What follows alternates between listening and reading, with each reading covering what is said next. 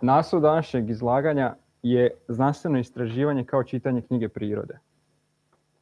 Ove teme su usko povezane sa epistemologijom, to govorim zbog mojih dragih studenata koji su ovdje u velikom broju, ali zapravo područje iz kojeg dolazi ova problematika tiče se filozofije znanosti. Međutim, nećemo danas ići u neke finese filozofije znanosti, nećemo čak odlaziti ni u povijest znanosti, to bi nam trebalo 2-3 semestra da se upoznamo sa nekim osnovnim polazištima. Međutim, primijenit ćemo nešto što je danas u filozofiji znanosti opći pristup analizi tih problema, a to je povijesni pristup. Filozofija znanosti u onom suvremenom obliku zapravo počinje otprilike u 20. stoljeću. Naravno, postojali su neki prethodnici koji su pisali o tim problemima, ali kao neka kohezivna cjelina, problemski i društveno gledano. Filozofija znanosti u modernom smislu započinje u 20. stoljeću. I mi tu možemo zapravo jasno razlučiti neke trendove. Mi ćemo primijeniti jedan trend koji je danas dominantan. Ali prvo bih suprotstavio trend koji je bio dominantan u prvoj polovini 20. stoljeća. U prvoj polovini 20. stoljeća analize znanosti u filozofiji znanosti uglavnom su se bazirale na nečem što se naziva normativni pristup. Oni nisu samo analizirali što je znanost, nego i kakva bi ona trebala biti. I time, kakve bi ostali oblici ljudskog istraživanja i postojanja trebale biti u odnosu na znanost. Tu su bila dva temeljna pitanja. To je pitanje znanstvene metode.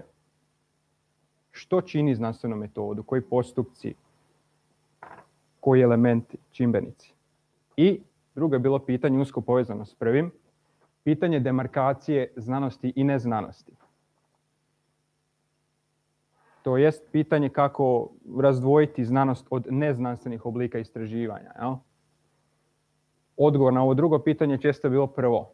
Primijenimo znanstvenu metodu i moći ćemo razlikovati znanstveno od neznanstvenog, uspješno, uvjetno, uspješno, od neuspješnog i sl. Međutim, u drugoj polovini 20. stoljeća, upravo povijesnim analizama, mi ćemo danas poći od takvih analiza, ispostavilo se da u najmanju ruku sam pojam znanstvene metode je iznimno problematičan. Mi možemo definirati neke elemente koji sačinjavaju znanstvenu metodu, ali sama ta stroga dihotomija znanosti i neznanosti iznimno je problematična. Ispostavlja se da mnogi neznanstveni čimbenici koji su se smatrali da su ili viška, ili su čak nepoželjni, poput nekih možda osobnih uvjerenja, psiholoških čimbenika, kognitivnih, da li je to geni, da li je to vjersko uvjerenje i slično. Ispostavilo se da to nije baš slučaj da je to nešto nepoželjno, da je to nešto što prlja znanstvenu metodu koja je stroga objektivna. Dakle, zapravo, stroga demarkacija znanosti i neznanosti postaje sve teža. Upravo se postavlja pitanje što je to što sačinjava znanstveno. Isto tako, napuštena je stroga razdioba, to jest vrlo je problematično postala stroga razdioba onog subjektivnog i onog objektivnog. Onog pojedinačnog i cjeline. I danas ćemo na 3 primjera upravo pokazati nemogućnost tih dihotomija. Zapravo, ono što želim istaknuti u povijesnim primjerima koji će slijediti je nešto što se u filozofiji znanosti naziva problem opterećenosti teorijom. To je jedan povijesno zabilježen problem da prethodno znanje o X utječe na buduća tumačenja istraživanja nekog X, neke pojave. I to zapravo predstavlja jedan problem iz razloga što se javlja pitanje Da li se tu radi o nekom kružnom zaključivanju? Da li se tu radi o inovaciji? Ako potvrđujemo svoja neka predmnijenja, da li mi zapravo otkrivamo ili potvrđujemo svoje neke predrasude, anticipacije, ono što očekujemo? Odgovor naravno nije jednostavan. Niti smo ovdje, niti ja ovdje nastojim dati odgovor na to pitanje koje je vrlo problematično, čisto istaknuti ga u ovim povijesnim primjerima koji će uslijediti. Prvi primjer bi bio sa otkrićem kisika.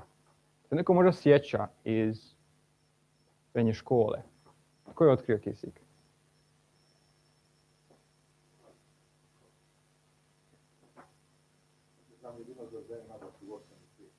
Ok, idemo još malo nazad par stoljeća. Luka, tebe gledam. Zadnja nada, Jokerzovi. Ok. Kisik je otkrio onako udžbenički Antoine Lavoisier. Čuli smo to ime, tako? Otkrio ga je 1774. Međutim, imamo situaciju, i tako nam stoji u udžbenicima, da je Antoine Lavoisier 74. u 18. stoljeću otkrio kisik. Jel? Međutim, imamo situaciju da je prije Lavoisiera kisik zapravo otkrio Joseph Priestley, britanski istraživač. Otkrio ga iste godine. Ali nije ni on prvi koji ga je otkrio. Zapravo prvi koji je otkrio kisik je švedski istraživač Carl Scheele. On ga je otkrio par godina ranije, 1772. Sad, Scheele je otkrio 72. Međutim, objavio je 1776. svoja istraživanja, malo je zakasnio.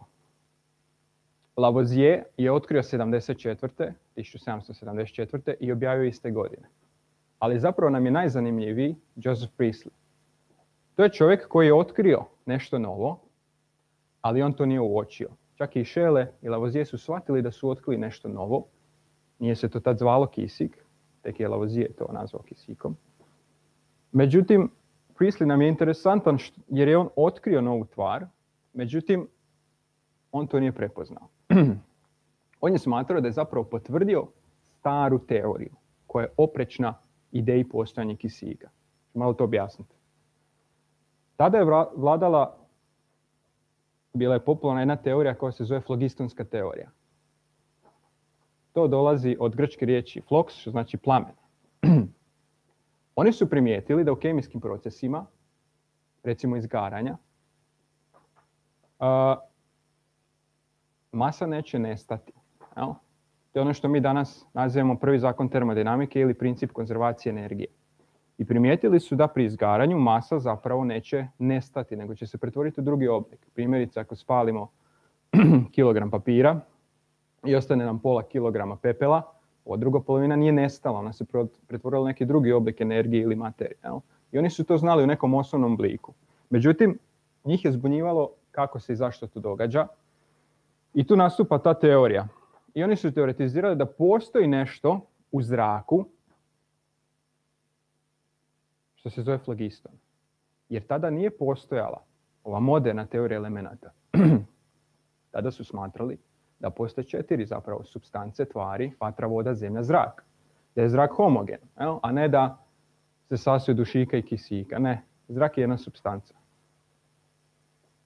Kako onda, kada izgaraju određeni predmeti, nestaje njihova masa, oni su objašnjavali sa flogistonom. Flogiston izađe. I to je bila dosta uspješna teorija. Postojale su neke anomalije, primjerice izgaranje, to jest oksidacija, danas ju znamo pod tim nazivom, magnezija, kad se stvara magnezijev oksid, dobije masu. Magnezij oksidira, ali dobije masu i to je njih zbunjivalo, jer kako onda flogiston, šta se događa s njim, ali ta anomalija nije bila dovoljno jaka da opovrgne ovu teoriju. I tu nam uskače Priestley. Priestley je otkrio kisik, čak ga opisuje kao zrak iz kojeg je uklonjen flogiston i koji ima neku veću svježinu, lakše se diše. Što je to kisik, jel?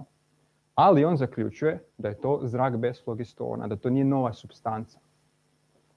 I da se vratim na ono što sam najavio, na taj naš problem, a to je zapravo da prethodna tradicija, kao jedna cjelina, utječe na buduće istraživanja. To je ta opterećenost teorije, pri kojoj prethodna saznanja utječu na buduće istraživanja, saznanja i tako dalje. E sad, to se može čak nazvati jednim pojmom, a to je pojam tradicije. I vama sam rekao da je to problem opterećenosti teorijom, ali to ne treba uzimati u tako uskom pogledu. Tu se ne radi isključivo o teoriji. Jer zapravo znanstvena tradicija ne prenosi samo teoriju. Ona prenosi i diktira koje su metode prihvatljive, koje instrumente koristiti, kako konstruirati instrumente, kako ih tumačiti, koji su oblici komunikacije prihvatljivi, koji nisu, jesu li to članci, kako su članci strukturirani. Da je zaključak na kraju, monografije, simpoziji, javna predavanja i tako dalje. Dakle, tradicija trebaju shvaćati u skladu s njezinom etimologijom, kao ono što se predaje. Od latinski transdare, transdare. Mi imamo jedan lijep prijevod na hrvatskom, predaja. Tradicija je predaja, ono što se predaje. Ne predaje se samo teorija u znanosti. Predaju se i postupci, koji imaju onda razne dimenzije. To me dovodi do drugog primjera, kad smo već ocrtali neki osnovni problem kojim ćemo se baviti. A drugi primjer je uočavanje sunčeve pjege. Sunčeva pjega je mnogo puta uočena u povijesti, ali nam je ovdje interesantan jedan događaj iz 9. stoljeća, točnije 807. godine. 807. godine javila se sunčeva pjega na površini sunca. Ali dogodilo se ovo. Europski istraživači su zabilježili da se zapravo radilo o tranzitu Merkura. Dakle, pogrešno su protumačili. No kineski su promatrači zaključili da se uistinu radi na nečemu, na nekakvoj pojavi koja se javila na površini sunca. Ovo je ključno pitanje. Kako je moguće da dvije skupine istraživača ili pojedinci različiti vide jednu te istu pojavu, jedan te isti podatak, ali tumače različito? Odgovori su razni, ali mi ćemo ponovno primijeniti naš povijesni pristup. Ono što još više iznenađuje je to da je ta sunčeva pjega trajala 8 dana, što je jako puno. Ona se mogla vidjeti golim okom, tada nisu imali teleskop, ona se vidjela golim okom i trajala 8 dana. Tranzit Merkura traje svega nekoliko sati i to su europski istraživači toga doba dobrano znali. Oni su znali da to što oni percipiraju ne može biti tranzit Merkura, a su ga opet tako tumačili. Kinezi nisu. Kako uopće znamo za tu razliku? Zato što su Kinezi zapravo narod koji ima najdetaljnija i po broju i kvalitativno po opisu.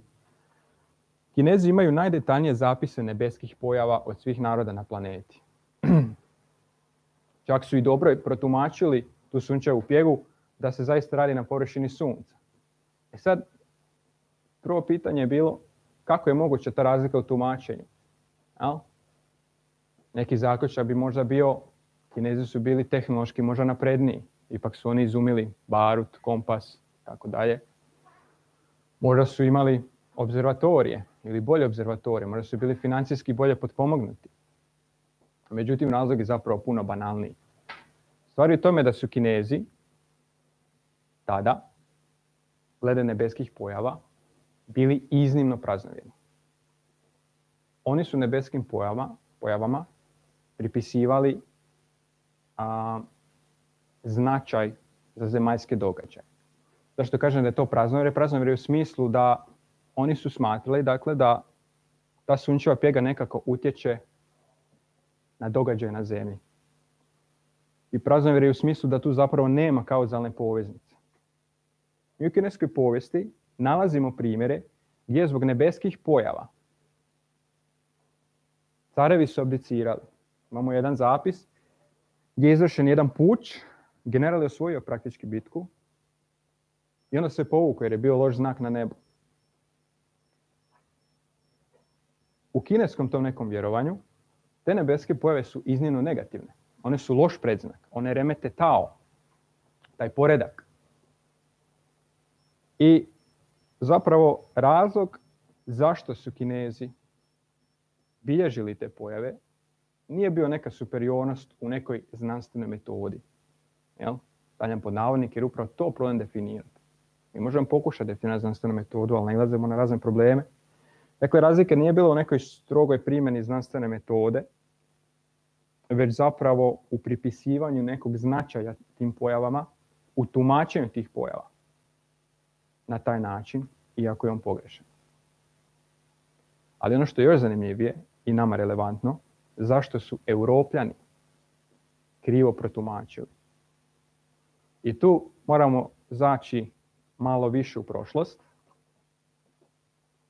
Zapravo u Aristotelovsku, koja je zapravo aristotelovsko-ptolomejevska teorija kozmosa. Naime, Aristotel, koji je opet nekako reprezentativni predstavnik uvjerenja iz antike, nije ih Aristotel izmislio, on ih je sintetizirao i prezentirao u svojim spisima.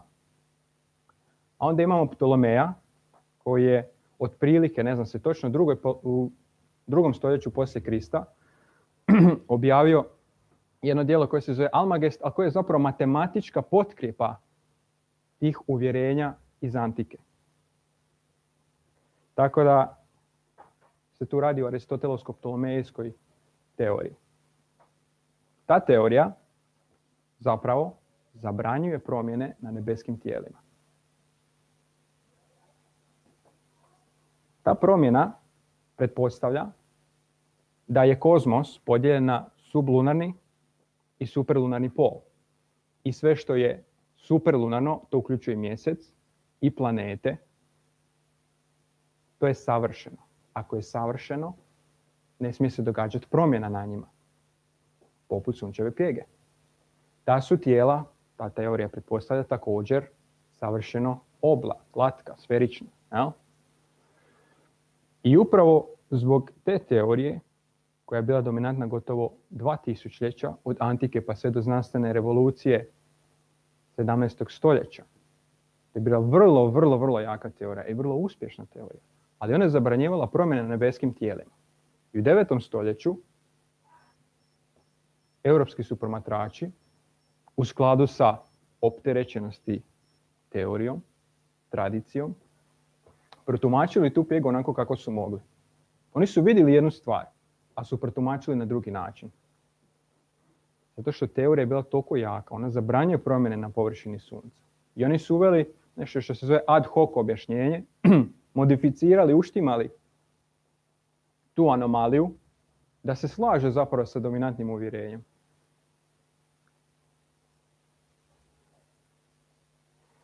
Dakle, nije dovoljno doći do nekog otkrića. To jest, nije dovoljno stupiti u kontakt s nekom pojavom. Nije dovoljno skupiti podatke, njih je potrebno protumačiti. To je sastavni dio znanosti. Nije dovoljno provesti eksperiment. Potrebno je te rezultate protumačiti, razumjeti. Potrebno je pridodati određeni smisao, značenje i značaj. I to se naročito vidi u ovom trećem primjeru, koji je usko povezan s ovim sa pjegom. A to je ono što se događalo u znanstvenoj revoluciji 17. stoljeća. Tu su nam Kopernik, Galileo, Newton, Kepler i tako dalje. Ono što taj primjer želi istaknuti je opet taj problem da imamo jednake osjetilne opažaje, ali različito tumačenje istih. Imamo istu građu, ali različito tumačenje iste građe. I imamo situaciju gdje ljudi vide jednu te istu stvar, ali drukčije ju tumače. To nije mal problem. Vidjeti jednu te istu stvar, koja je dosta bjelodana, ovisi od slučaja do slučaja, ali različito ju tumačiti. No, što se tiče znanstvene revolucije, koja se odvila u 17. stoljeću, zašto je ona uopće revolucija? Zato što smo imali od antike pa do otprilike 17. stoljeća dominaciju matematičko-teorijskih objašnjenja. Znanstvenim, ali kad kažem znanstvenim, to treba shvaćati uvjetno. Zašto? Zato što je sama riječ znanost izmišljena u 19. stoljeću. U 19. stoljeću je izmišljen pojam znanosti, 1830. Do tada su se to nazivali filozofi prirode ili prirodni filozofi. To su bili filozofi, nakon znanstvene revolucije, to su bili filozofi koji su se bavili eksperimentima da bi dokazivali, ne teoriju. Međutim, do te znanstvene revolucije 17. stoljeća dominantan je bio zapravo taj teorijsko-matematički pristup. Ono što se smatralo prihvatljivo i opravdano je bila matematika i teorija. Ta znanstvena revolucija se nije dogodila ovako, naravno. To najbolje znaju povjesničari, da se ništa ne događa preko noći. Uvijek nešto prethodi. Što se tiče znanstvene revolucije, možemo ocrtati da je ona krenula sa Kopernikom 1543. On je objavio jedno djelo kojim je revitalizirao jednu staru antičku teoriju. Ta stara antička teorija je teorija heliocentrizma. Do tada, a to nam je opet ona aristotelovsko-ptolomejevska teorija, do tada su smatrali da je istinit geocentrizam. Da je Zemlja u središtu kozmosa i da se Sunce, Mjesec i ostali planeti okreću oko Zemlje. To vidimo i samom pojmu planeta. Riječ planet znači lutalica, planetes. U takvoj kozmologiji Sunce je bilo planet, Mjesec je bio planet, Zemlja nije bila planet. Zemlja se ne kreće, Zemlja je stacionarna. Oni su znali, to je smatrali da je ona sferična, nisu smatrali da je Zemlja ravna ploča. Imali su snažne dokaze za to. Dijelili su kozmos na sublunarni i superlunarni, kao što sam naznačio. Smatralo se, dakle, do 17. stoljeća, da je taj sublunarni, to je ovaj naš dio, on je sfera propadljivog. Sastoji se od 4 elementa, vatra, voda, zemlja i zrak. Međutim, ta teorija je puno dublja. Ne tiče se to isključivo Zemlje kao one humusa na tlu, nego Zemlja bi predstavljala vlagu, ono tvrdo i tako dalje. Malo je ta teorija bogatija nego što se čini ovako na prvu. Superlunarni pol, Mjesec i sve ono iznad, planeti, pretpostavlja se da su sastavljeni od etera. A eter je nepromjenjiv, oni su pretpostavljali. Što se tiče zvijezda, smatralo se da su zvijezde da su sve zvijezde fiksno udaljene od središta kozmosa, a to je Zemlja. Fiksno udaljene.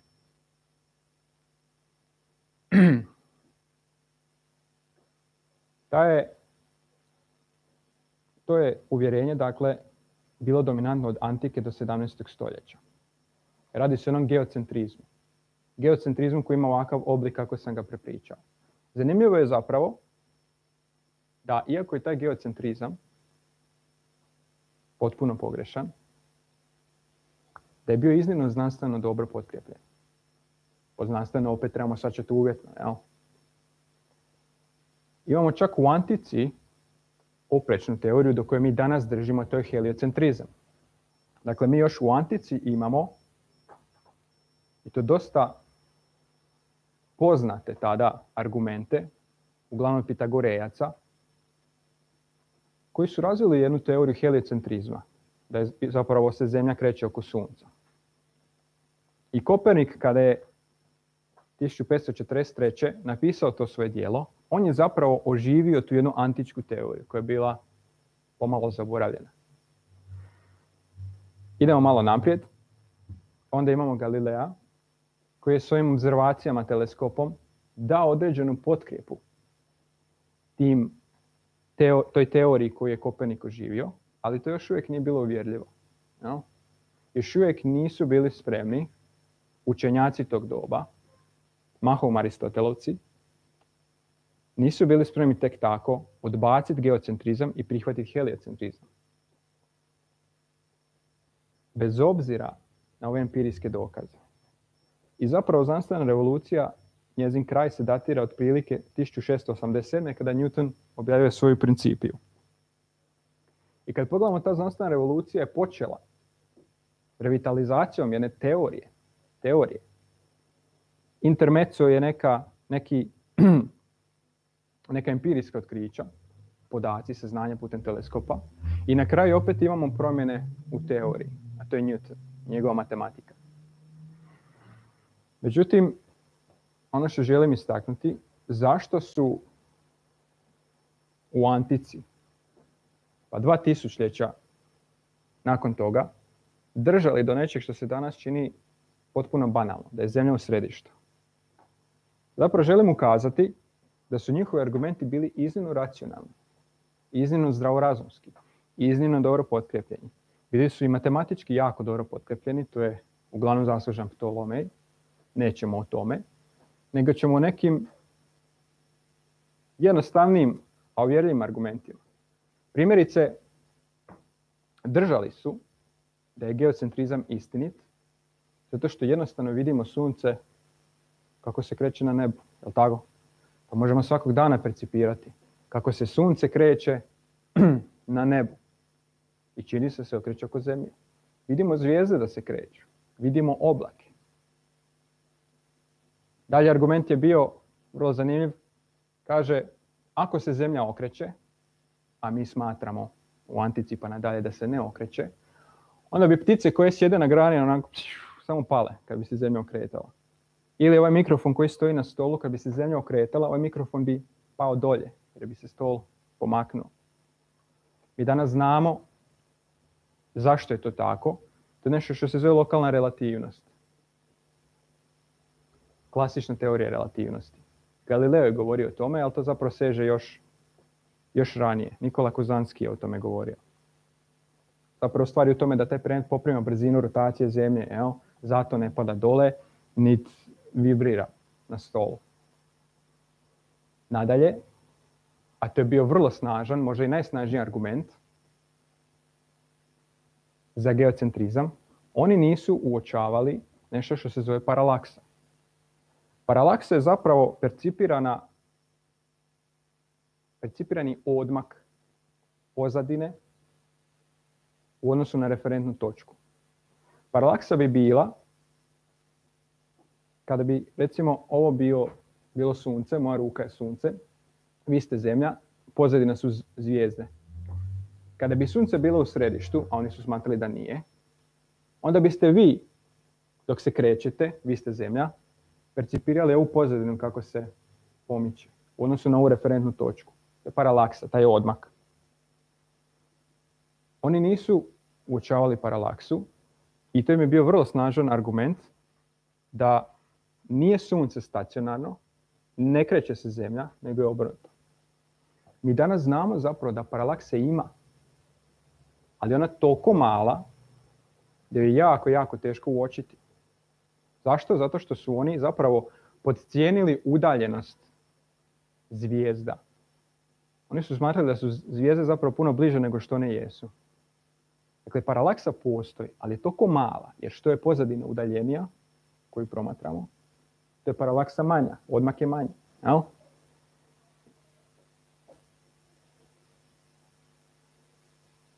To su dakle bili vrlo, vrlo jaki i uvjerljivi argumenti, to je samo jedan dio. Imali smo neke anomalije, primjerice, događalo se nešto što se zove retrogradno kretanje Marsa. Uočili su da Mars kada se kreće na nebesima, planet Mars, ide ravno, i onda kao da se vrati retrogradno i onda nastavlja, radi jednu petlju. I to nisu mogli objasniti. Geocentrizam. To je bila jedna anomalija. Druga anomalija, meni jako zanimljiva, je bila ova. Ako su nebeska tijela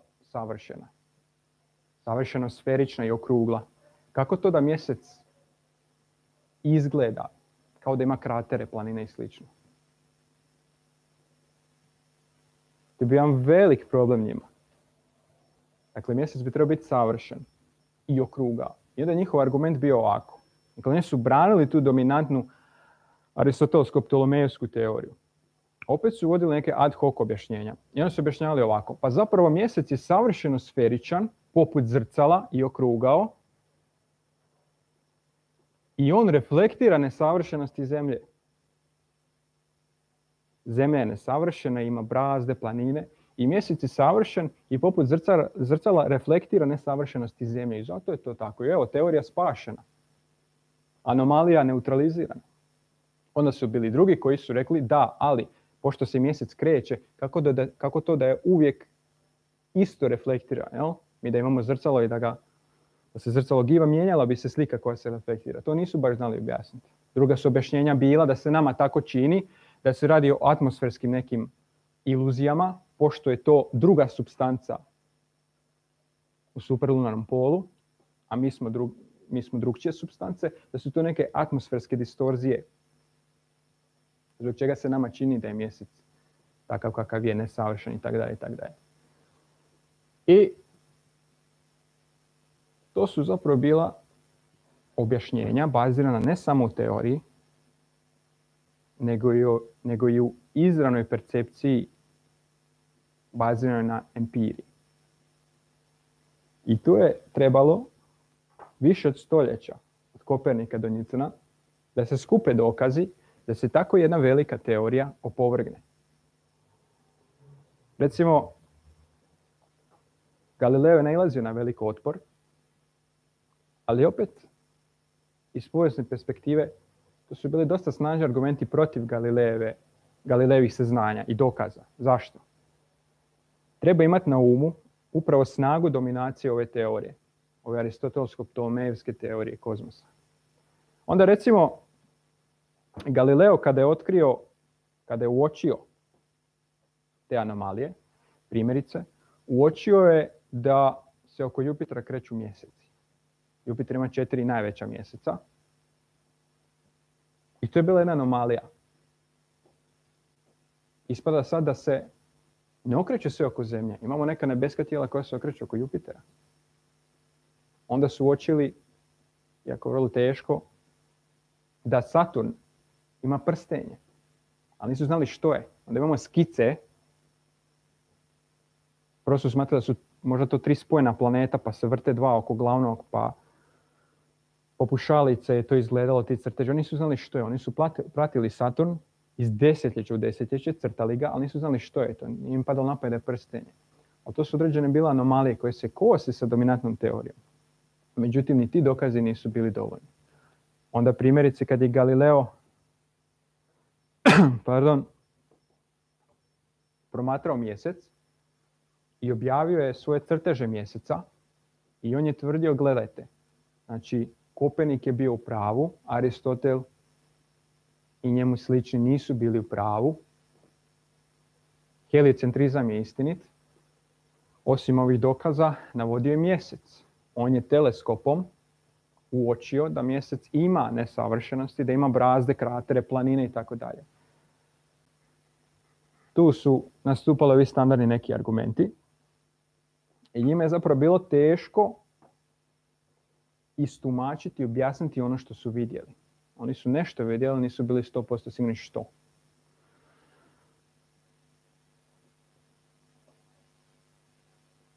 Kad su to kasnije nakupili ti dokazi, Kepler je dao svoje planetarne zakone, Newton je dao svoje objašnjenja gravitacije i ostale zakone, sva 3 temeljna zakona.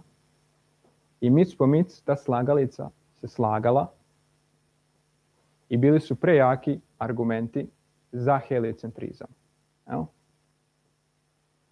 Ali ono što želim istaknuti je to da nije dovoljno imati podatke, steći podatke, uočiti kratere na mjesecu, uočiti mjesece Jupitera. Uočili su, i to su tada prihvatili čak, uočili su da se Venera kreće oko Sunca. To izravno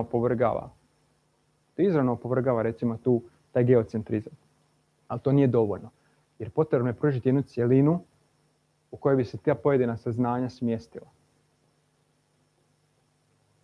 Ono što je Galileo i znanstvena revolucija pokušala je jednu tradiciju zamijeniti novom. Na kraju su uspjeli. To je ta jedna cjelina koja se preobrazila. Nakon znanstvene revolucije znamo, više nije isključivo teorijsko i matematičko bilo smatrano pouzdanim, nego je to bilo i empirijsko. Eksperiment. Istraživanje, stjecanje podataka putem instrumenata. Ono što želim naglasiti u sva tri primjera je ta opterećenost teorijom. Problematiku razdvajanja znanstvenog i neznanstvenog, jer upravo se ti kriteriji mijenjaju. Do znanstvene revolucije eksperiment nije bio znanstven, upravo suprotno. Ideja da empirijsko stječe pouzdano znanje je bilo odbacivano. Ne, empirijsko je nepouzdano. Ono ne može dovoditi poput matematike do sigurnog znanja. Znači, taj kriterij znanstvenosti se promijenio. I također da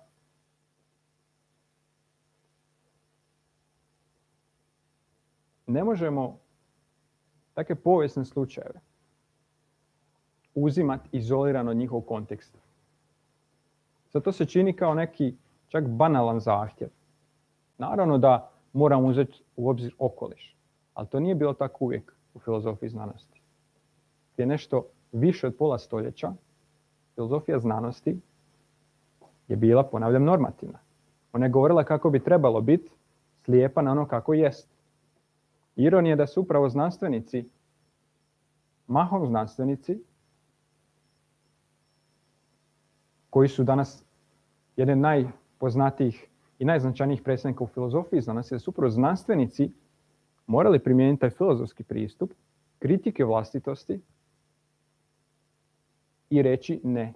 Moramo otkloniti svoje neke želje, moramo vidjeti kako je. I tu se pokazao zapravo ključan utjecaj tradicije. Ponavljam, tradiciju treba shvaćati ne usko, ne kao ono tradicionalno pa je zastarjelo. Ne. Tradicija ne samo što prenosi, ona perzistira putem onog što prenosi. To smo, ja mislim, vidjeli i uočili ovim primjerima. Pojedini eksperiment ima svoju pozadinu, ima svoju povijest, to jest rezultati dobiveni, rezultati koji se tumače. I njih je opet potrebno smjestiti u jedan okvir. Šta ćemo mi sad s tim? To je potrebno je tumačiti. I u tom smislu dugujem objasniti naslov ovog izlaganja. Znanstveno istraživanje kao čitanje knjige prirode. Sam pojam čitanja knjige prirode ima svoju dugu povijest.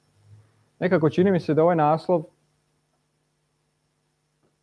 može davati dojam neke dihotomije. Ovaj prvi dio kao da je ozbiljan, znanstveno istraživanje. Drugi dio kao da je malo neozbiljniji, čitanje knjige prirode.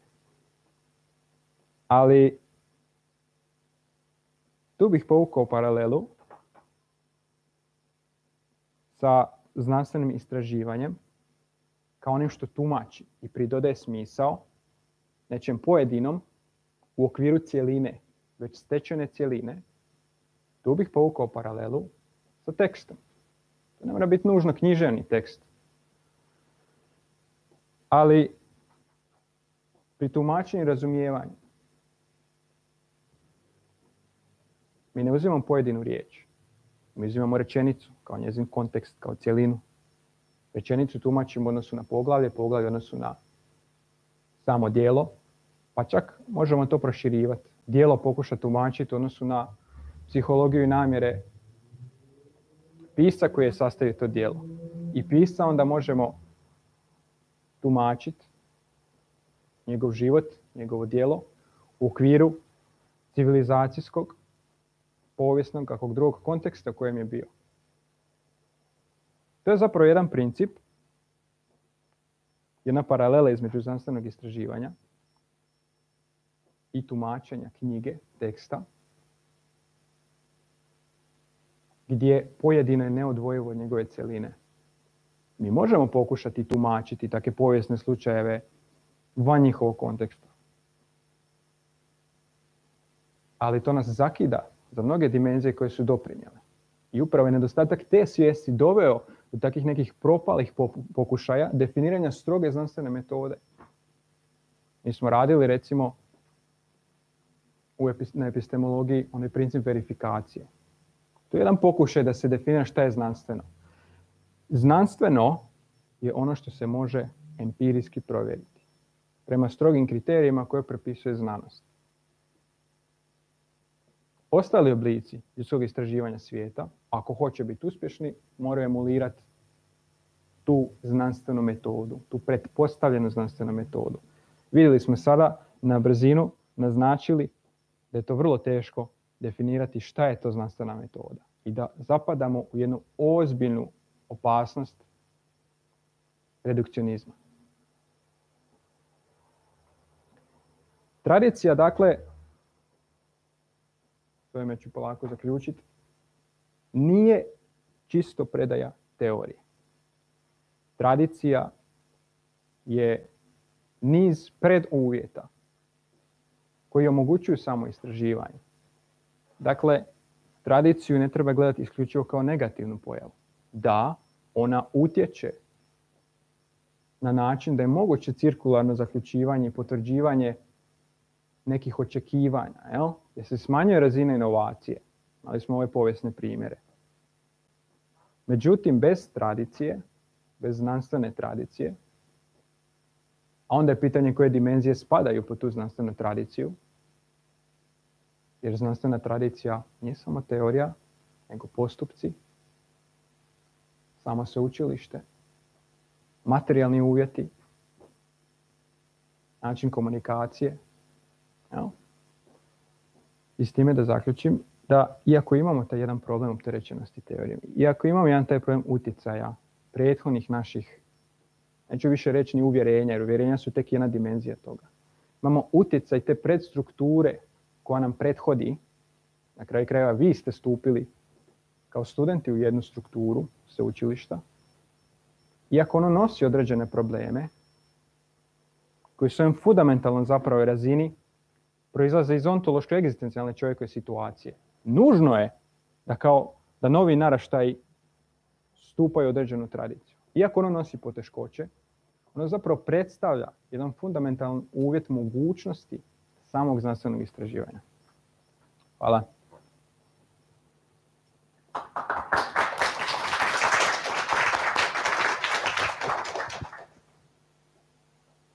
Ok, puno hvala na vrlo zanimljivom predavanju. Mislim da je sada vrijeme za vaša pitanja. Pa evo, princip je vrlo jednostavan. Ako želite pitati našeg predavača nešto, dignite ruku u zrak, dobit ćete mikrofon i pucajte.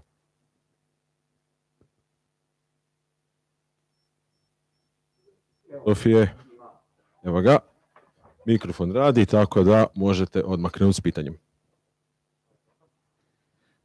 Prema ovome što sam shvatio, vi ne možete definirati znanstvenu metodu, je li tako? Ne? Vi možete pokušati. Dobro, kako biste ju vi definirali? I zašto vi mislite da ima problema sa definiranjem iste? Sjetite se što sam rekao otprilike pri kraju. Vi možete definirati znanstvenu metodu. To su ljudi radili mnogo stoljeća. Ja mogu pokušati, ali uvijek zapadam u opasnost jedne redukcije. Ako kažem znanstvenu metodu čini A, B, C, dođe mi neki povjesničar, možda filozof znanosti, i otkrije da je neki D element utjecao da neko otkriće se zapravo otkrije i proširi. Mi ga pridodajemo tom popisu znanstvene metode.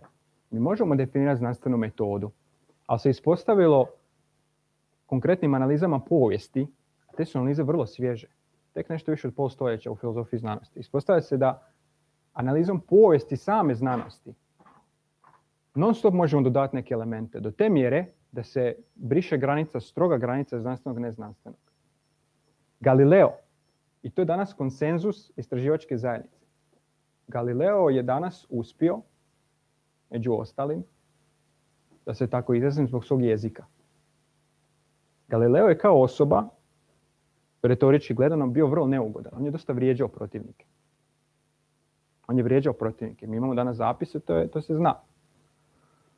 To je jedan od razloga zašto je došao na drugo suđenje. Jer je uvrijedio papu, nazvao ga je budalom. I sad, njegova teorija je uspjela. Hoćemo li vrijeđanje protivnika svesti pod znanstvenu metodu? Tad je možda čak to bilo i prihvatljivo. Jel? Ali danas svakako ne bi bilo. Mi možemo čak i pokušati i to pridodati, ali opet poanta izlaganja je ocrtati da se sam pojam znanstvenosti mijenja. Eto. Idemo dalje. I neću pokušati definirati znanstvenu metodu. Ne, hvala.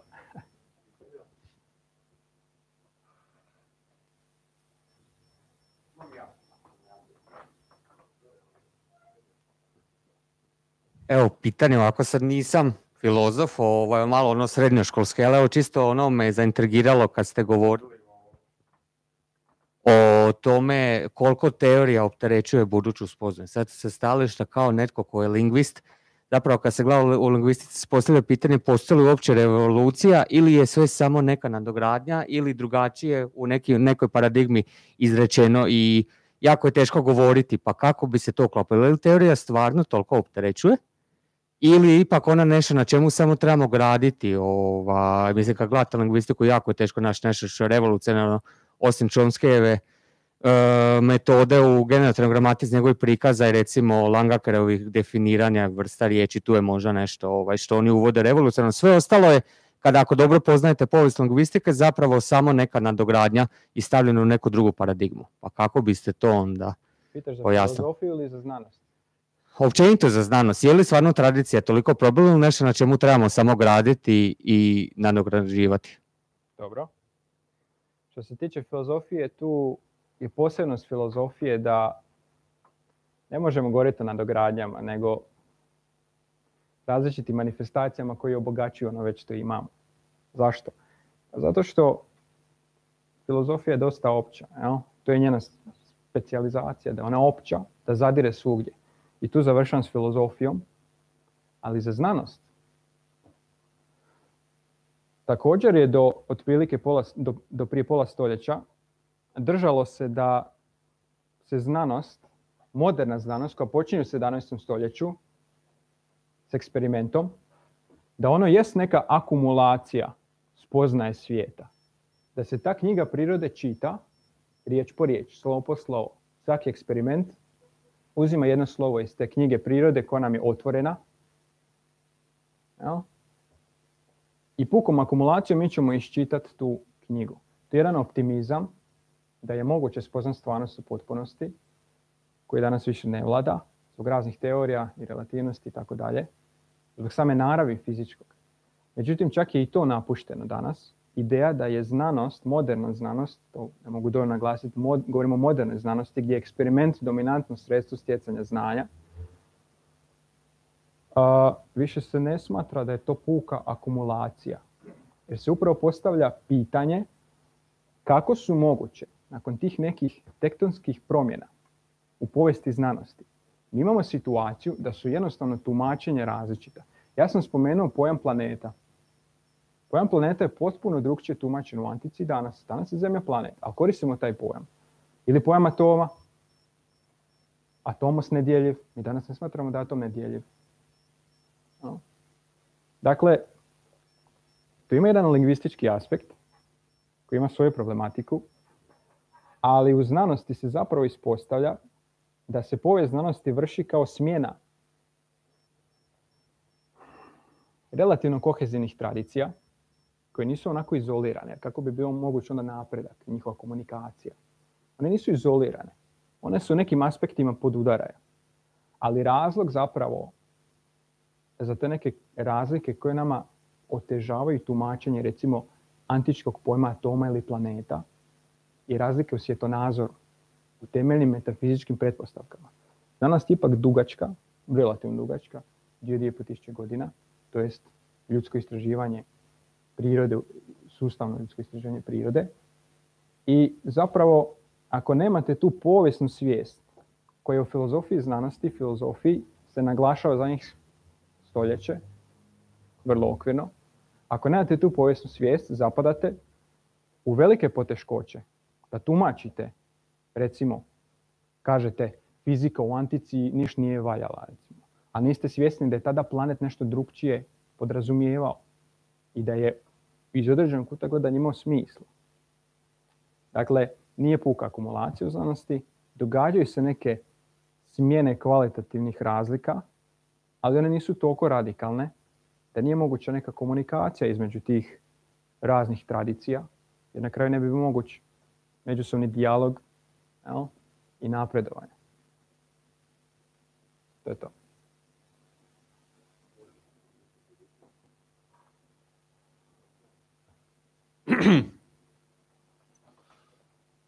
Uvijek je lijepo pohvaliti predavanje, pogotovo kada je riječ o mom doktorantu. Vjerujem da to onda ima i za njega neko posebno značenje. Međutim, ja bih se ovdje zadržao na pitanju mladog kolege koje je zapravo izvrsno, koje pogađa prema onome što sam ja čuo u ovom današnjem izlaganju njegovu srž.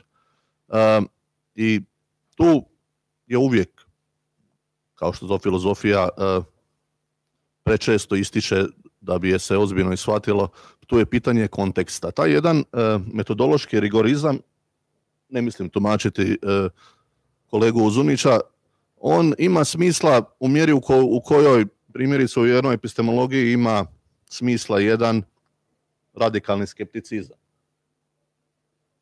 Naime, u tom radikalnom skepticizmu, primijenivši ga na ove naše svakodnevne stvari, on bi doveo praktički do njihove nemogućnosti. Dakle, mi u jednom kontekstu radikalnog skepticizma ne bismo uopće mogli svakodnevno funkcionirati. Tako u ovaj kontekst može staviti i ovo odlično pitanje, može li se definirati znanstvena metoda? Naravno da se može i mora se. I naravno da ona postoji i naravno da je ona pojmovno opsegom ograničena. Dokaz za to je znanost koja danas potpuno ne samo funkcionira, nego i prosperira. Da toga nema, odnosno da nema znanstvene metode, ne bi bilo moguće znanost.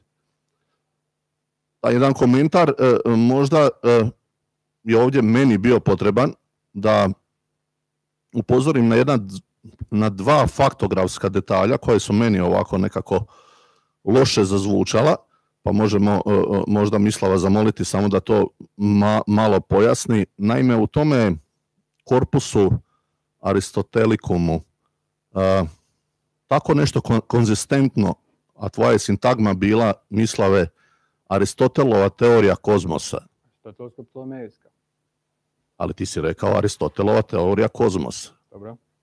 Naime, nisam siguran da možemo o tome govoriti na takav način. Ako već jesmo tu spremni malo rigoristički nastupiti, što nije loše u takvom jednom filozofskom eksperimentu, kao što je ovo izlaganje. Dakle, to je prva stvar. Druga stvar je, ako sam te dobro razumio, u jednom momentu si rekao da je riječ znanost upotrebljena prvi put 1830. godine. To me malo iznenađuje, zato što riječ znanost postoji upravo kod Aristotela. Upravo u onom smislu kojem znanost postoji po definiciji danas, to je riječ episteme. Ta episteme se dobro uklopila u ono što je bilo čak i u teološkom smislu postavljeno po hermeneutičkom kontekstu jedne teologije. Ali možeš se pozvati na Hobbesa u njegovom Leviatanu 1668. gdje on kaže scientia potentia est. Ne znam na koju riječ znanost, u hrvatskom, u engleskom. U modernom poimanju. Po modernom poimanju onda se moramo vratiti na Francisa Bacona. To je moderni pojam znanosti. Evo, uglavnom, moja dva su pitanja, evo, ovakva jedna dva upozorenja oko čiste faktografije. Ok, uvijek provjeram jel radi mikrofon ili ne. Mislave, želiš li odgovoriti možda? Da, iskreno ne mogu se sjetiti jesam ja rekao znanost ili znanstvenik. Ako sam rekao znanost, morat ću se ispraviti na apel.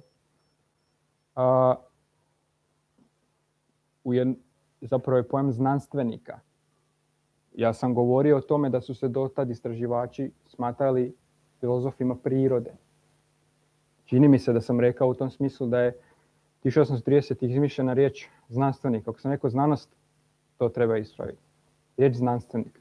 Međutim, ipak i riječ znanost u nekom modernom poimanju definirana je danas kao ono što se razlikuje od recimo filozofa.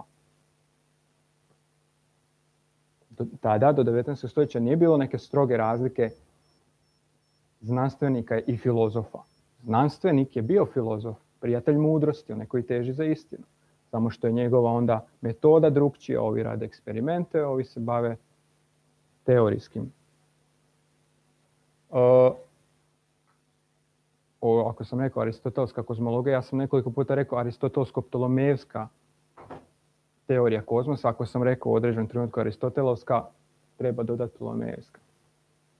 Uvijek treba paziti na te dihotomije, koje su nekad teške da govorim, možda nekad propustim reći, ali uvijek se treba držati te dihotomije. Da kad kažem znanost u antici, što izbjegavam reći ako se omakne, ne možemo govoriti o znanosti u antici. Nije to postojalo. Ne možemo reći znanost u 9. stoljeću, astronomiju u 9. stoljeću kad su gledali sunčevu pjegu. To su koncepti i riječi koji ne pripadaju tim razdobljima. To su naši moderni pojmovi kojima pokušavamo objasniti i pokušavamo naći neke sličnosti kao u slučaju riječi planet ili atom. Eto. Čini mi se još jedno pitanje?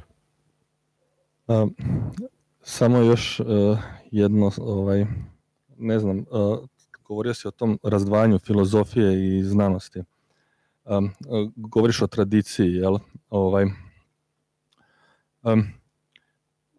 Iću samo na pojam, recimo kada doktoriraš, jel? Međunarodno, to jest na engleskom je PhD, jel da? A PhD znači Doctor of Philosophy, jel? Da. A što to u konkretnom, što to konkretno znači? To znači da onaj koji je doktorirao, jel? On ima tu mogućnost da stvori novu znanost. To je pretpostavka da može u istraživanju da može doći do nečega novoga u istraživanju, jel da? To isto vuče te korijene iz te tradicije, neovisno šta doktorira, jel? Doktorira fiziku, kvantnu mehaniku, filozofiju doktorira, jel?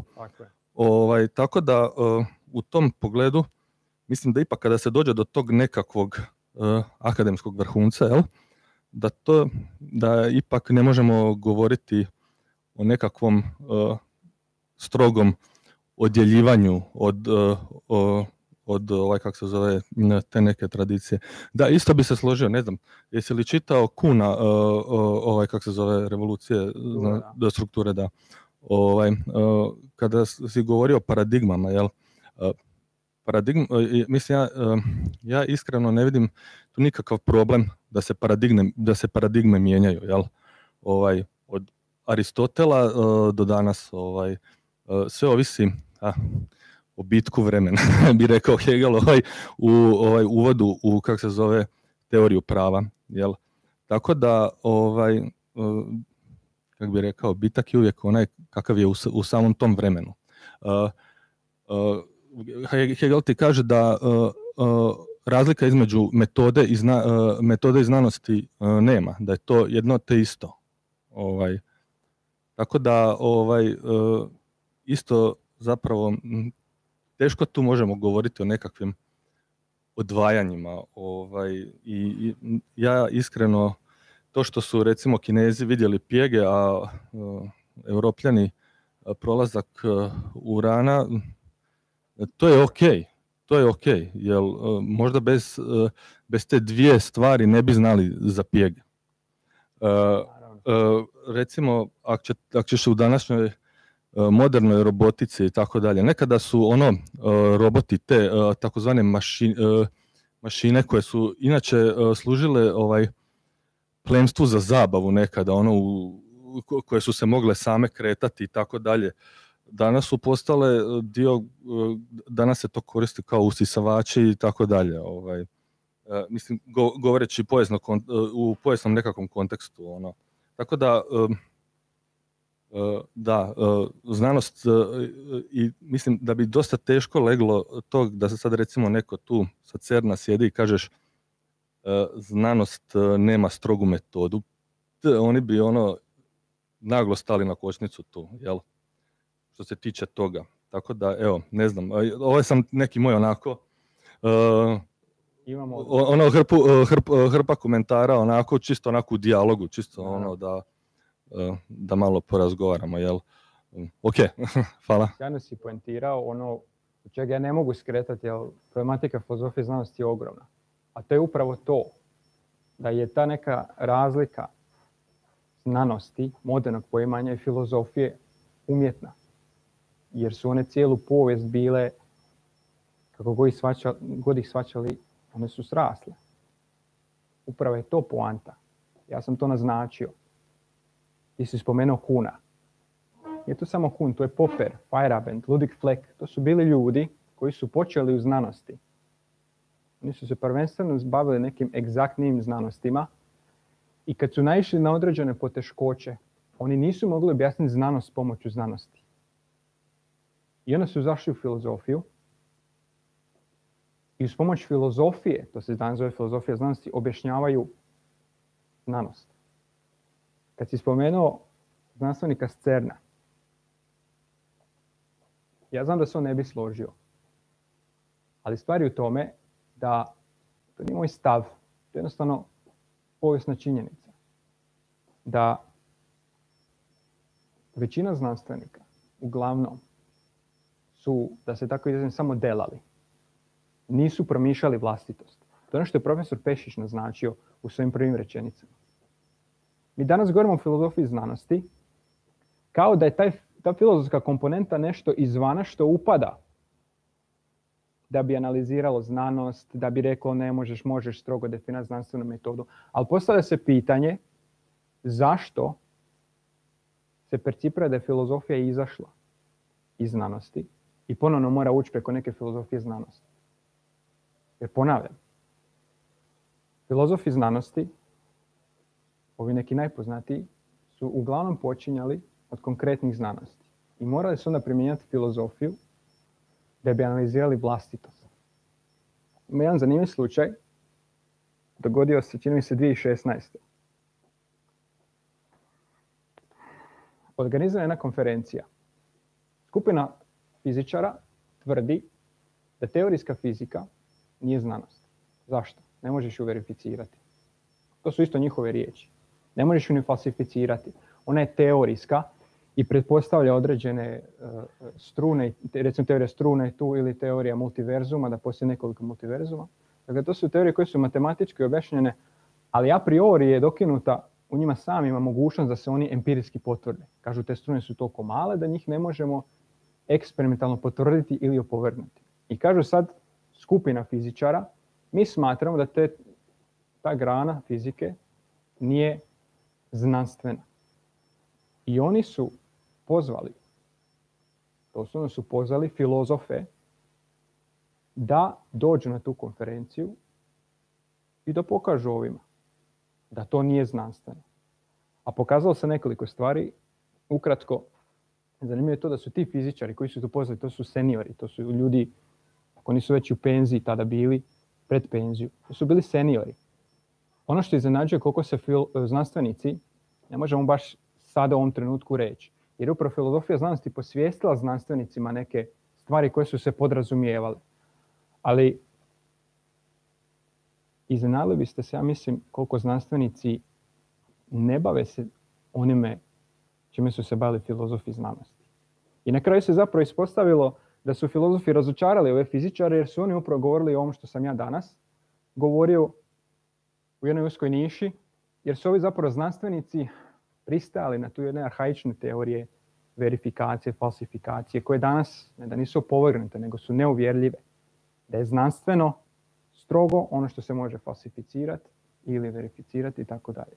U najmanju ruku ti filozofi su njima pokazali da stvari nisu tako crno-bijele kao što su oni mislili. Ali opet su morali doći izvana nekako filozofi. I to još traje, bile su publikacije, to je dosta svježe. Samo malo začinite raspravu nastaviti se na ovo Davorinovo, pa iz ovoga svega vidimo koliko živimo, nažalost, vremenski u pomoditetima. U tom jednom izvornom smislu nijedna znanost ne može reći o sebi što je ona. To je jasna stvar po sebi. To je radila filozofija i ona to sa većim ili manjim poteškoćama radi i danas. Ali ako ćemo gledati dosljedno, a dosljedno onda je to u filozofiji uvijek pitanje nekakve biti. Dakle, bit znanosti je takva da se ona pojavljuje u apsolutnom smislu. A znanost u apsolutnom smislu se može pojaviti samo u jednom pogledu. To je filozofija. Dakle, kao izdana, kao posljedica, kao sam taj apsolutni duh. Mislim, to je jedna stvar koja je toliko školska danas i naravno da ovi moji studenti ovdje znaju da je riječ o Hegelu, da u takvom jednom pogledu mi samo možemo konstatirati koliko se mi gubimo pristajući na nekakve privremene klasifikacije. Pa zar ćemo doista definirati znanost po onome što su Narodne novine po tom i tom izglasavanju zakona u Saboru rekle što je znanost? Dakle, u takvom jednom pogledu mislim da, barem ako jesmo još uvijek na instituciji koja se zove akademskom, dakle u takvom jednom pogledu moramo voditi računa o tim stvarima. To nije upozorenje nikome konkretno, to je upozorenje svima nama.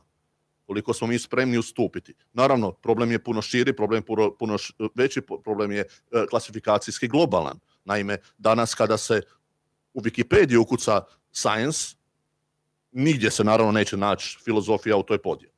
Ona valjda negdje pripada nekakvom humanities, ili možda nekad se zabune pa stave je u social sciences. Pod tim superordiniranim pojmom znanost nema filozofije. Onda se mi moramo pitati je li kolega lingvist, je li on znanstvenik? Je li kolega teolog iz Đakova, je li on znanstvenik? Definira li znanstvenika, ako već nije riječ o znanosti, to što postoje nekakva znanstvena područja, grane, definira li to naše razumijevanje znanosti i znanstvenosti? A da ne govorimo onda još o tim ukupnim posljedicama političke manipulacije na znanost gdje se ona praktički danas nalazi potpuno stješnjena u laboratorijske uvjete. Jer ovo što je Mislav naglasio, ako pitate nekog znanstvenika, on tu znanost ne vidi izvan svog radnog stola, epruvete, eventualno nekakve matematičke analize koju provodi uz niz alata. Ti su alati, to je Aristotel još rekao, on ima svoj naziv, to je organon te znanosti, ne znanost kao takva. Mislim da tu mi imamo dosta u tom postmodernom vremenu problema razumjeti što je znanost, a zapravo je temeljno pitanje, o tome je i Mislav danas nešto govorio, kako je moguće znanje. Uz ove sve primjere koje je Mislav večeras ovdje navodio, mislim da je to pitanje nad kojim se dobro možemo zamisliti. I ne govorim samo zato što je ovo, pretpostavljam, termin seminara iz epistemologije. Ali to je temeljno pitanje, ne samo epistemologije. Ok, hvala na pitanju. Pa htio sam rečenicu dvije reći, možda na tragu ovoga što je profesor Pešić sada rekao. Isto tako možemo se pitati je li povijest, znanost, što od eksperimentalnog ostaje nama, povjesničarima. Mislim, činjenica je da mi povjesničari uvijek nekako kaskamo za drugim znanstvenicima u pogledu usvajanja nekakvog aktualnog teorijskog diskursa, bilo da nam je referentna točka antropologija, sociologija ili nešto treće. Htio sam se vratiti samo na ovo 19. stoljeće, to mi je strašno interesantno. Mislim, trebamo imati na umu da u 19. stoljeću puno toga pretendira biti znanstveno. I te pojave moramo jasno historijski kontekstualizirati. Jedan primjer je, dakle, antropološka škola kriminologije, koja je imala vrlo jasnu političku agendu opravdati klasno društvo i prevladavajuće pojave, dakle, u kontekstu industrializacije, afirmacije kapitalizma, prije svega u Europi. Dakle, govorimo o jednoj školi koja je proizašla iz promišljanja Cesarea Lombrosa i drugih, i to je jedan diskurs koji se proširio diljem Europe kroz 19. stoljeće, rano 20. i došao je čak i na ovo područje u vidu radova Josipa Šilovića, koji je prihvatio ideju da su neki ljudi zaista rođeni kriminalci, konkretno govorimo o ovome, i da su sami po sebi de facto nepopravljivi. S druge strane, isto tako treba imati na umu činjenicu da je biologija u mnogo čemu služila kao adut liberalima 19. stoljeća za rasizam, ali onaj dobronamjerni imperijalni rasizam i razne civilizacijske misije Britanskog carstva. Sjetimo se samo one pjesmice Rudyarda Kiplinga iz 1899. Kada on kaže breme je bijeloga čovjeka da civilizira svijet. A mi imamo egzaktne znanstvene spoznaje zašto smo mi superiorni. A možemo pričati o nekim drugim fenomenima s druge strane ideološkog spektra, i marksizam je imao te pretenzije na znanstvenost, jer Marks je htio doista, koristeći znanstvenu metodu, nekakvu znanstvenu metodologiju, objasniti, elaborirati historijsku promjenu i nagovijestiti moguće urušavanje kapitalizma. I zapravo, što zapravo želim reći, htio bih samo podsjetiti da je i dalje po meni vrlo važno čitati Foucaulta. Ne znam, slažeš li se sa mnom, i uzeti u obzir što je zapravo Foucault imao za reći o moći i što je Foucault imao za reći o korelaciji između zauzimanja pozicije moći i prevladavajućeg diskursa. Jer diskurs i znanost i sve to o čemu je Foucault pisao, fenomeni mikrofizike moći, su neodvojive pojave. Ja ću se složiti i reći, treba čitati filozofiju. Hvala. Još netko nešto za dodati? Mislim da smo sada otvorili brojna pitanja. Ja, vraćamo se na lingvistiku, imam nekakav osjećaj. Pitanje jedno onako dosta konkretno. Što misliš o tome što se sve više toliko favorizira STEM, čak i nameće u metodologiju humanističkih društvenih znanosti? Osobno sam to vidio u humanističkih znanosti, da se ta metodologija njihova jako nameće, gdje su brojni iz humanističkih znanosti, konkretno iz lingvistike, kroz recimo korpusnu lingvistiku, jako prihvatili taj STEM, i to se sad vidi da ne ide to baš tako, da ne može se ta metodologija jednostavno primijeniti, i to razmišljanje na razmišljanje humanista koje mora u obzir uzeti dosta intuitivno, intuiciju.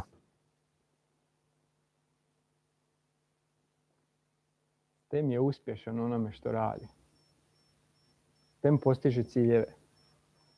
Samo što je stvar u tome što su ti ciljevi, samim time što su konkretni, upravo se postavlja pitanje gdje je tu pitanje znanja, istine. STEM postiže ciljeve, inženjerstvo, tehnologija, ali postoji nešto u filozofiji znanosti što se zove znanstveni instrumentalizam i realizam. Da li je znanost tehnika za postizanje ciljeva, ili znanost ima sposobnost doći do znanja istine? Čini se da ova prva polovina nekako vuče vagu na svoju stranu. Je li to zaista srž znanosti? Ja smatram da naravno ne. To je ono što je profesor i što je Čuti isto navijestio, što su oni potvrdili. Dakle, STEM je uspješan. Mi ga možemo pokušati modelirati, ali u čemu je STEM uspješan? U jednoj uskoj niši postizanja ciljeva. Koji su to ciljevi? To danas može ovisiti od ove vlade, sutra dan od Europske komisije itd. A gdje je tu pitanje o znanju i istini? No? Šta postižemo tom metodom? Ona je uspješna. U čemu je ona uspješna? U jednom području, za određene ciljeve, i to. Da li se može primijeniti na humanistiku i za naše ciljeve, koji su opet, zašto govorimo o našim ciljevima? No? Zato što se izgubilo pitanje znanja i istine. Pitanje čovjeka. Sve je uspješno zato što je prilagodljiv ekonomsko-političkom poretku u kojem živimo. Profesor, to odriješite, ja to malo zapakiram ljepše, ali da. Nema tu ljepote nikad. Mikrofon. Mislim da STEM je uspješan zato što će proizvesti određena sredstva potrošnje, koja će, to je vrlo jasna stvar. Dobro, ali isto, sam se htio još nadovezati na Galilea, jel? Zašto je on opsovao papi? Pa, on je mogao opsovati papi. Oni su bili, to su bili, pa su ga lijepo malo udaljili, rekli su mu ajde odi malo u jednu vilu, malo se ohladi, pa ćemo kasnije, pa ćeš kasnije ponovo kad se ohladiš vidjeti da to... Da. Nema veze, ali on uglavnom nije snosio teške te posljedice, jel, to što je opsovao papi. Ima jedan super dokumentarac, mislim da je čak naša produkcija o Galileu, HRT-ova produkcija, gdje baš i fizičari i tako dalje govore o njegovom, jel da, o njegovom jako velikoj bliskosti sa tadašnjim strukturama, jel? Papa, znali ste što je postao Papa Urban VIII. Tako je. I ga je sponzorirao i oni su vodili dijaloge, ali Galileo je to nekako temperamentan i on bio, malo je prešao liniju gdje nije trebao. U najmanju ruku stvari nisu crno-bijele, da.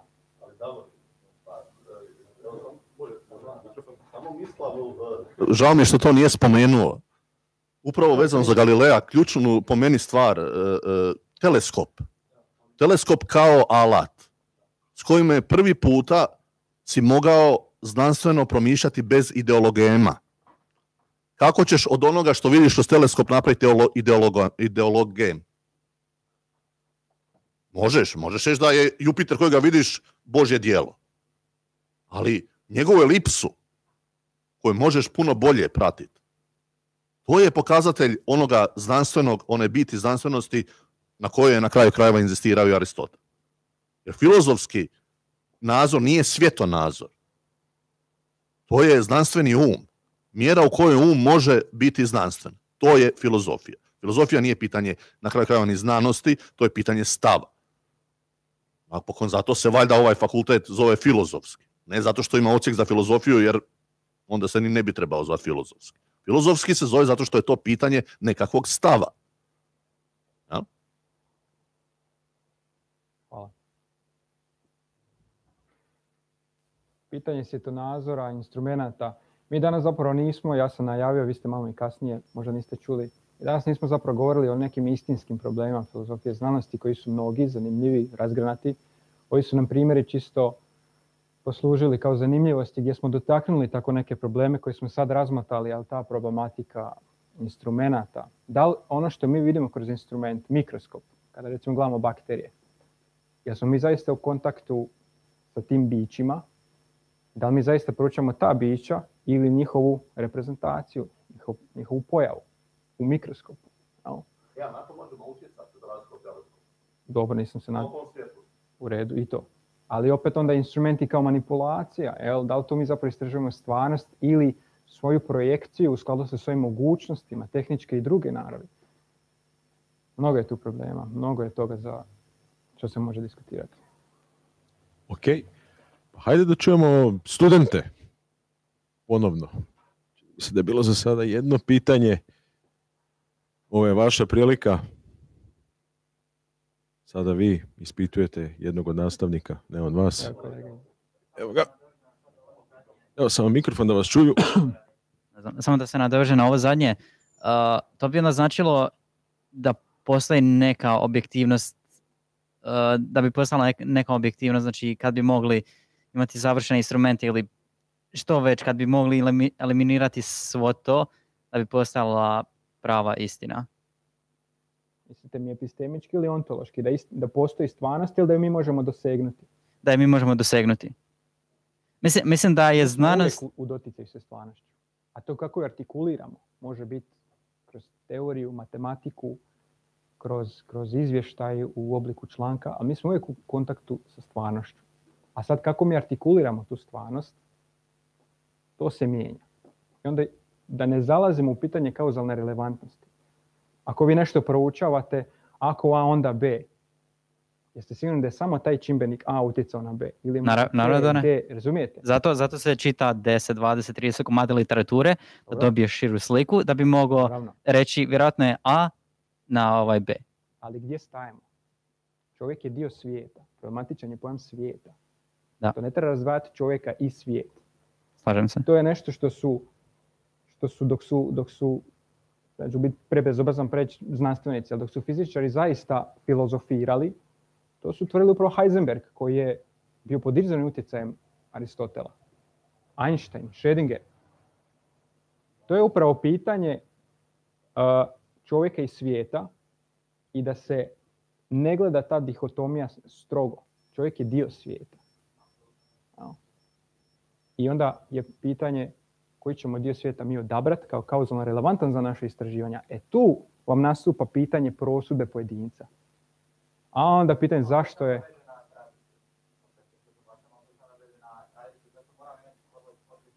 Naravno, točno to. To je bilo zadnjim rečenicama izlaganja.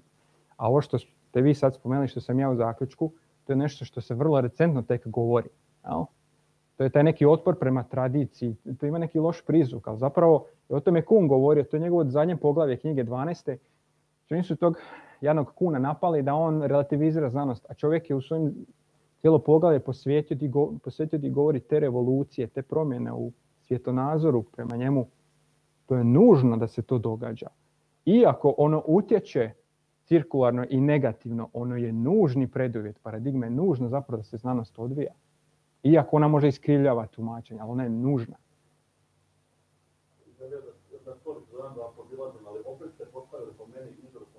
Izvrsna pitanja, da. Pitate bilo kojeg znanstvenika, nema istine u znanosti. Danas imate u znanosti isključivo vjerojatnost. Statističku vjerojatnost, da. Nema istine. Istina je znate koja je put istina i život. To je to. Bayesov teorem i tako dalje. To je danas najpopularniji. Tako da mislim da uopće tradicija ne smeta, možemo neku teoriju reći, ali ne možemo reći da je ta teorija istina. Pa zato što veliki broj ljudi smatra da je ta neka teorija vrlo vjerojatna, ali ne i apsolutna istina. To mi, ako ćete najbanalnije nastaviti, to mi je jedno pitanje konkluzivne verifikacije. Evo, pas ima ili ajde da atom vodika ima jedan elektron koji se vrti oko jezgre. I sada verificiramo eksperimentalno 5 milijuna tih atoma, ali u svemiru ih ima bezbroj. I dalje nisi eksperimentalno provjerio svu stvarnost i uvijek ti je to neki stupanj vjerojatnosti. Sad ovo je jako jednostavan primjer atoma vodika. Kad imamo kompleksnije neke pojave ljudskog društva, šta je tu kauzalno relevantno, gdje tu staje granica proučavanja. To je stvar konsenzusa. Točno to. Ali to ne znači da je to znanje stečeno relativno, što znanstvenici. To je stvar konsenzusa. Ali ne znači da ono relativno, da ono nema veze sa stvarnošću. Ne, nego su oni odlučili tu će stati ili neće. To zalazi, imamo u sociologiju znanja, imamo sociologiju znanosti, imamo sociologiju znanstvenog znanja. Ima tu svega. No, pa evo, zato sam ja tu. Hvala na pitanju.